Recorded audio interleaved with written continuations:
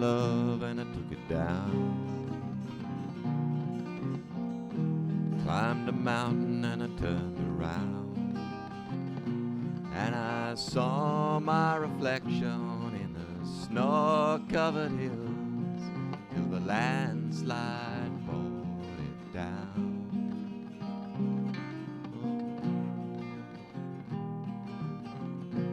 Mirror in the sky, what is love? No point, come this time when I'll have to say goodbye. As this place is old-fashioned, I shall say fare thee well. I hope it's not too long before we're being able to say hello instead of goodbye. In the meantime, kiddos, look after yourselves and think of us as much as we think of you, which is practically every waking minute of the day. Bye-bye, kids. Well, I have. Hi everybody, welcome to the channel, and as promised, this is my third stream. This is the reminiscences of the trip that we made to South Africa in 1971. I think it was mid-year. I did go down to Station Pier on the 50th anniversary of our departure. So this will be probably split up into a couple of videos. It's a bit of a story, and it probably starts late 1969, I would say. Just to set the context, my dad was a pastry cook, and we had a bakery in Brighton, an affluent suburb in Melbourne, beachside suburb, but we were by no means affluent. But Dad was a very gifted pastry cook, wedding cakes and birthday cakes and pies. People came from all over for the confectionaries that Dad used to make in the back of the bakery. Now at some stage in around late 1969, the bakery came up for sale. Dad didn't own it, but they were Greeks that owned the property, and I did revisit the old bakery a year or so ago with the video. Well, I went in and had a little chat to the proprietors. They're Asian people, and they've been here 16 years, but they said that the owner is still Greek. So, well, there's the number. Let's have a look at that for a second. 125 Weir Street. Okay. And they wanted to renovate it, or it ended up being a fish and chip shop. So I always thought we had an option to buy the property, and Dad decided not to buy the business, but turned out that that was never an option. So we moved from living behind a bakery into a house in Baker Street. I also visited Baker Street not too long ago with the video, and I took some footage there. So finally, on our trip today, is where it all kind of ended for our family in Brighton. I'm approaching 12 Baker Street. It looked nothing like this, of course, when we were living here. It was just a rented house, and it was here that Dad announced that he'd taken a job in South Africa, or he put it to the family. We took a vote. The yeas carried it, 3. Mine was the dissenting no. It wasn't meant to be 12 Baker Street, which coincidentally, well, that's Sherlock Holmes' address, but it was also an address that Dad had in England.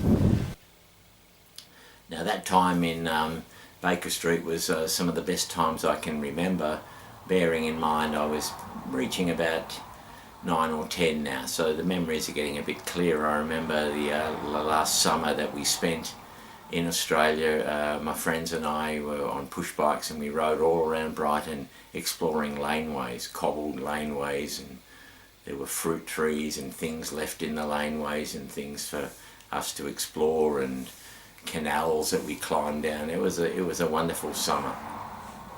Dad worked for a bakery called the Wild Holly, which is in North Brighton, and he was working under a boss again. And he got on very well with that boss. The boss affectionately used to call Dad the pommy bastard.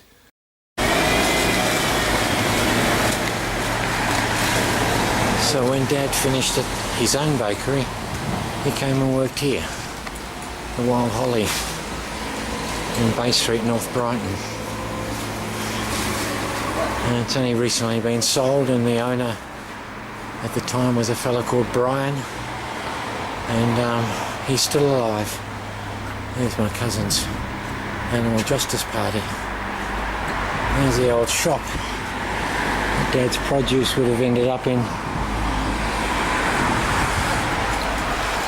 So only 6 months ago it closed, maybe. The Wild Holly, Dad's last working place in Australia before we went to South Africa. Look, I would have thought things were fairly idyllic. There were lots of barbecues with Mum's side of the family and cousins, and you know, trips to the bush for picnics, and we loved to go up to the Dandenongs to a place called Sherbrooke Forest, and they were really wonderful memories. But for Dad, there was a restlessness, and my understanding, and I could be wrong, but my understanding was that while he was at the Wild Holly and these trade magazines used to come in, he noticed an advertisement in one of the baking trade magazines for bakers wanted in South Africa. Well, initially I thought it was Canada or South Africa, and Dad leant towards South Africa because of the weather. It came to somewhat of a family vote, as I recall. I wasn't keen on it from the start, but Mum and Dad seemed to think that it was a good idea. I think it was only ever intended as 1 or 2 years. I think Dad would go over and work, you know, sort of a contract for a couple of years, and then we would come back. Everything was paid for as far as the fares to South Africa and your your belongings being taken over in freight. So that was decided upon, and looking back on it, it seems a bit crazy to me, but then I didn't like change. Everything seemed to be going pretty good. I think my parents' marriage was probably a little shaky, and maybe they thought a start in a new country would be the tonic that the relationship needed. So then we got into overdrive as far as organising the crates to pack our belongings in. The lease was running out on the house we lived in Baker Street. Our pets had started to die off. Our little poodle had passed away, and we had a beautiful Burmese cat called Rama, and he had passed away there under the lemon tree in Baker Street. My sister had been married. We weren't going to go until she was married. So once the house was packed and we were ready to go. Now, before we left Australia, once we had made the decision to go and we put in our applications, and we had applied for visas for South Africa, we needed to collect those visas, and I suppose they could have been mailed down, but for some reason maybe we just needed a holiday. Dad decided that we would drive up to Canberra to the South African Embassy and collect the visas. Now, it was over summer. We had a Volkswagen, a hatchback, probably like a 1500 cc, and off we set. My dad, my mum and my brother and I in the back seat. We went up through Bendigo. I know that because we stopped at the Chinese Joss house, which I revisited a few years ago, and it's got such great memories of that trip. It seemed like the gold rush had only just ended. The Chinese Joss house seemed to have cracks in the pavement, and there were weeds growing along the walls, and We visited Chinese cemeteries, I think in Beechworth. We went along the, they call it the valley, I think, the woolshed, excuse me, where Ned Kelly and his gang roamed, and there were the remains of Aaron Sherritt's hut. Now when we visited, and I'm talking probably January 1971, you could still see flower beds where Aaron Sherritt's hut had been. I'm not going to go into who that name is in the Ned Kelly story, but I went back many years later, and there is no evidence now of where the hut had been. So I remember that. I remember when we approached, or we got to Canberra, at the drive-in Ned Kelly was showing with Mick Jagger, so that gives you an idea of the time frame. Getting to Sydney was a big thing for me. I just absolutely adored Luna Park in Melbourne, in St Kilda. It was the centre of my universe, and the idea that it could be an alternate Luna Park in Sydney excited me greatly. So I think we might have gone to the zoo there as well, but memories beyond that are a little thin. But that was our trip to go and collect our visas, and it was one of the best road trips that I've ever been on. We had a farewell dinner for the family at a pub in Port Melbourne, which I'm sure was the site of many farewells for many families leaving Australia or even arriving in Australia. We left from Station Pier in Port Melbourne, which is the pier that I visited last year or the year before. It was closed because of safety concerns, and there was also COVID going on, so I couldn't actually go on to the pier where we left from, but I got a good look at it from close to the gates. A video of my day in Port Melbourne. Look at that, would you? My God, you wouldn't last 5 minutes in that. It's absolutely freezing out here. The wind's gone nuts. The wind has gone nuts out here. But anyway, I'm at Station Pier. 50 years to the day since we took that ship, the Southern Cross, all the way across Durban, South Africa. There's the pier behind me. And it's a cold, windy day in Port Melbourne for sure. Alright, I'm having a ball. I'm loving it. So we had that farewell dinner, and all the family were there. Auntie Jean and Uncle Leo and Uncle Brian and Auntie Lorraine and cousins and Nana and Mum's parents. And I don't remember it at all. There were photos of us mounting the gangplank. I had them up until about 15 years or 20 years ago. They were slides. I remember a picture of me, I think as you boarded the ship, there was a photographer on hand that took these slides, and I remember the one of myself. I was carrying a little figurine that a school friend had swapped with me. And I had on a little suit that I'd worn to my sister's wedding. And yeah, there were pictures of all of us going up on that gangplank, but I don't know whether they ever went to, where they went to. I think we boarded the ship the night before it departed, so we were actually sleeping on the ship after the farewell dinner. And the next morning we left early. I believe my sister Pauline was on the port as the ship blew that big horn, and the anchor was drawn, and the excitement, and we set sail, and way out into the bay. Aidan and myself were still calling out to Pauline, "Cooey, cooey," and we were off. And it was about a 3-week cruise on the SS Southern Cross, which I think was its last voyage before it was scrapped back in England. And my memories for the first few days,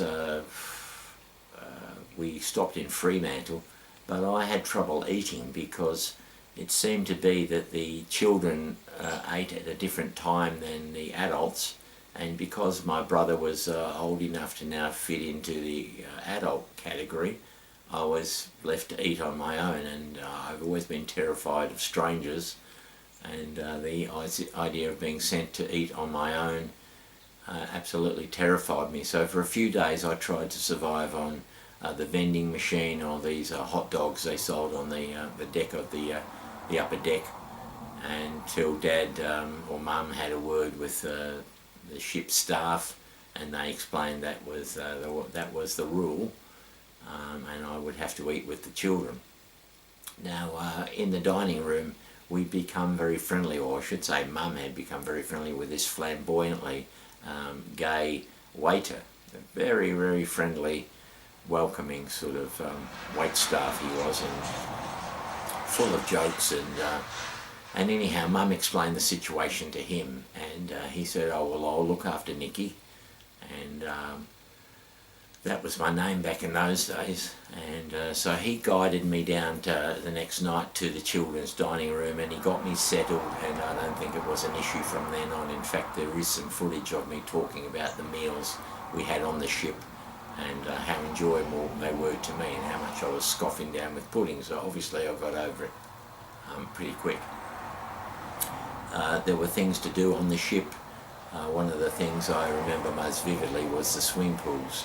There was a swimming pool on the top deck, but there was also one sort of midship, an enclosed swimming pool. And I remember Aidan and I swimming in this, and you know, the motion of the ship, you would be in the shallow end of the pool, and then the ship would lurch, and then all the water would rush and sweep you up onto the side of the swimming pool, and then as it shifted back again you'd be swept back in. Terrific fun. Now there was one adventure on the ship that got me very excited, and there used to be like a notice board on the ship of activities for the day. Even fancy dress parties were organised. But this notice was about a trip to Monkey Island, and as a 10-year-old that really got my imagination flowing. I imagined that we'd throw anchor, that the lifeboats would come down and we could sail across to an island inhabited by monkeys. We could have morning tea with them, or lunch. We could play with the monkeys, and then we'd get back on the ship and keep going.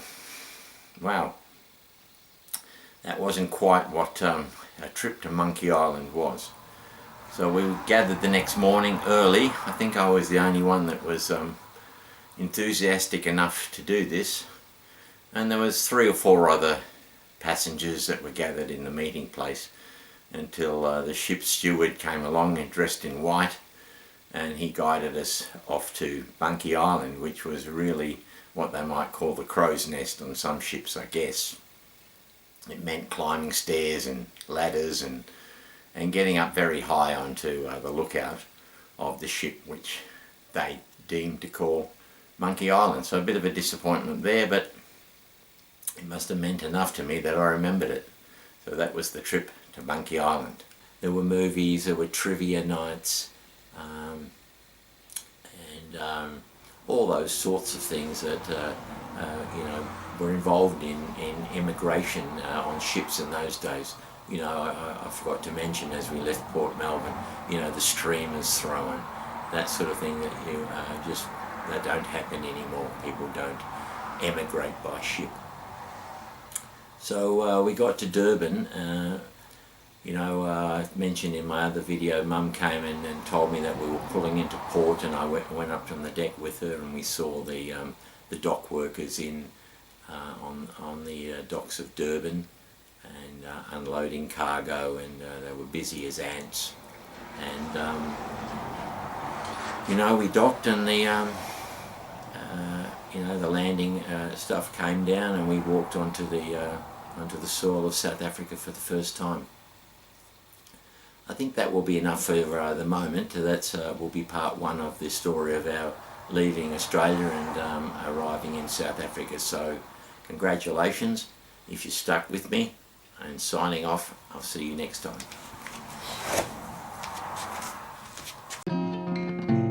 Well, I've been afraid of changing, 'cause I build my life round you.